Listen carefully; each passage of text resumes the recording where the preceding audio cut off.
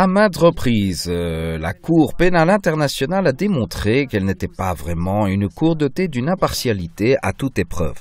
Elle juge plutôt ceux qui ne défendent pas les intérêts occidentaux, qui consistent à s'enrichir au détriment des populations africaines.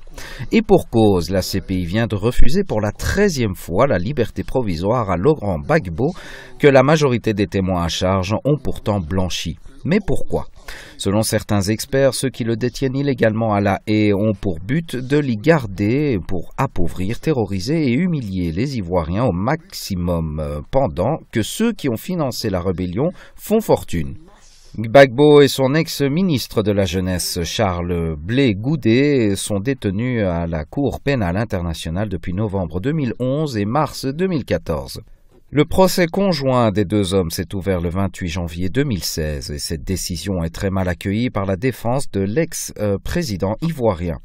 Il affirme que ce n'est jamais plaisant de voir qu'une énième fois, la libération du président Laurent Gbagbo lui est refusée et de la colère parce qu'à mon sens, d'un point de vue juridique, rien ne vient justifier une telle décision qui apparaît comme un acharnement judiciaire, indique donc Maître Habiba Touré, donc l'avocate de Laurent Gbagbo. La nouvelle requête des avocats de l'ancien président ivoirien s'est basée sur des raisons médicales, mais les juges ont estimé que la santé de Laurent Gbagbo est stable et qu'il reçoit un traitement optimal pour son état et son âge. La situation du président Laurent Gbagbo depuis son renversement par l'armée française le 11 avril 2011 a une fois de plus très fortement remis en question la Cour pénale internationale, mais aussi son indépendance.